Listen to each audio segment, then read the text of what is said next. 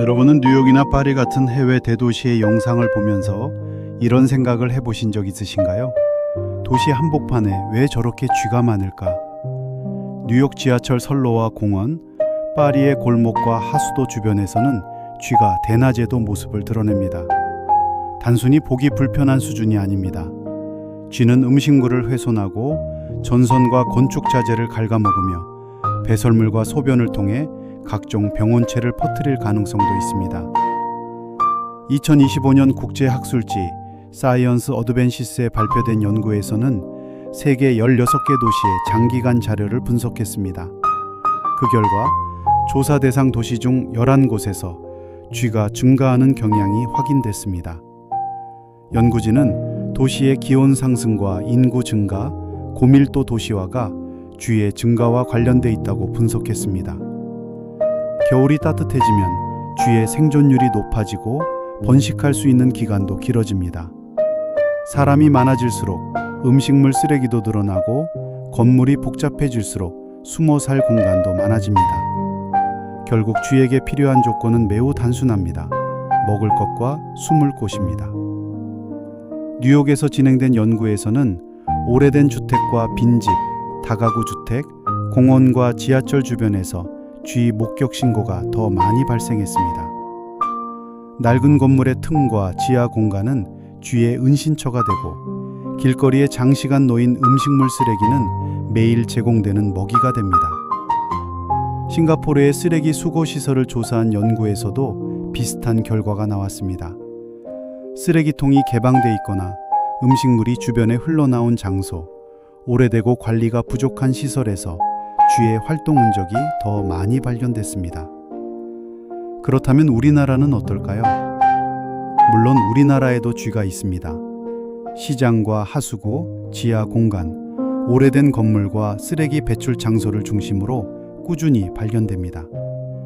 최근에는 서울에서도 쥐 관련 신고와 방제 요청이 이어지고 있습니다. 따라서 우리나라에는 쥐가 없다고 말할 수는 없습니다.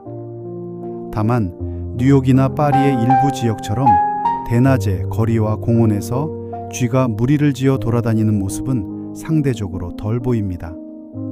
그 이유는 무엇일까요? 먼저 음식물 쓰레기 관리 방식의 차이를 생각해 볼 수 있습니다.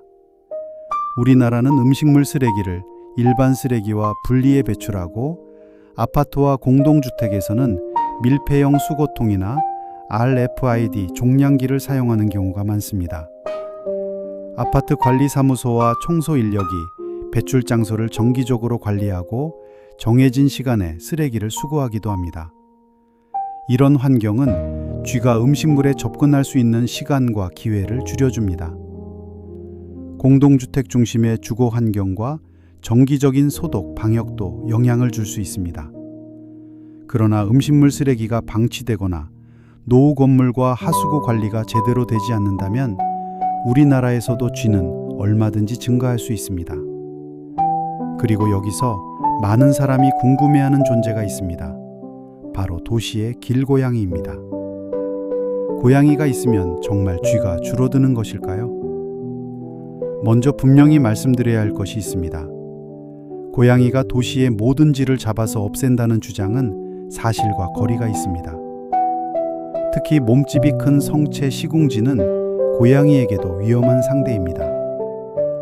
미국 볼티모어에서 고양이와 쥐의 관계를 조사한 연구에서는 고양이의 사냥이 확인되기는 했지만 대부분 몸집이 작은 어린 쥐가 대상이었습니다. 큰 성체쥐를 잡는 경우는 매우 드물었고 고양이의 사냥만으로 전체 쥐 개체수를 통제하기는 어려웠습니다. 그렇다면 고양이는 쥐 문제와 아무런 상관이 없는 것일까요? 그것도 아닙니다. 뉴욕의 한 쓰레기 처리 시설에서 약 79일 동안 고양이와 쥐의 행동을 관찰한 연구가 있습니다. 연구 기간 동안 실제로 고양이가 쥐를 잡는 장면은 매우 적었습니다. 그러나 고양이가 나타난 날에는 쥐가 공개된 공간에 모습을 드러내는 횟수가 눈에 띄게 줄어들었습니다. 고양이의 존재를 느낀 쥐들이 활동을 줄이고 벽이나 은신처 가까이로 이동한 것입니다. 이것을 포식자 압력이라고 합니다. 포식자는 먹잇동물을 직접 잡아먹기도 하지만 단지 그 공간에 존재하는 것만으로도 먹잇동물의 행동을 바꿉니다. 쥐는 고양이가 있는 장소에서 마음 놓고 돌아다니기 어렵습니다. 먹이를 찾는 시간과 이동 거리를 줄이고 사람의 눈에 잘 띄지 않는 곳으로 숨어듭니다. 따라서 긴 고양이는 쥐를 전부 잡아 없애는 해결사는 아니지만 어린 쥐를 일부 사냥하고 쥐의 지상활동과 노출을 억제하는 역할은 할 수 있습니다. 우리나라 골목과 주택가에 오랫동안 살아온 길고양이들도 이런 포식자 압력을 형성했을 가능성이 있습니다. 하지만 현재까지의 연구만으로 우리나라에서 쥐가 상대적으로 덜 보이는 가장 큰 이유가 길고양이 때문이라고 단정할 수는 없습니다. 음식물 쓰레기 관리와 방역, 주거 형태, 하수도 구조, 기후, 그리고 길고양이의 존재가 복합적으로 작용했을 가능성이 더 큽니다. 중요한 것은 어느 한쪽으로 극단적인 주장을 하지 않는 것입니다. 고양이가 모든 쥐를 잡아준다. 이것도 과장입니다. 반대로 고양이는 쥐와 아무런 상관도 없기 때문에 모두 없어져도 된다. 이 주장 역시 생태학적으로 지나친 단정입니다. 포식자가 사라지면 먹잇동물의 숫자만 변하는 것이 아닙니다. 활동 시간과 이동 경로, 먹이를 구하는 방식까지 달라질 수 있습니다. 물론 길고양이 급식소 관리도 중요합니다. 사료를 밤새 방치하거나 바닥에 많은 양을 쏟아 놓으면 남은 사료가 오히려 쥐의 먹이가 될 수 있습니다.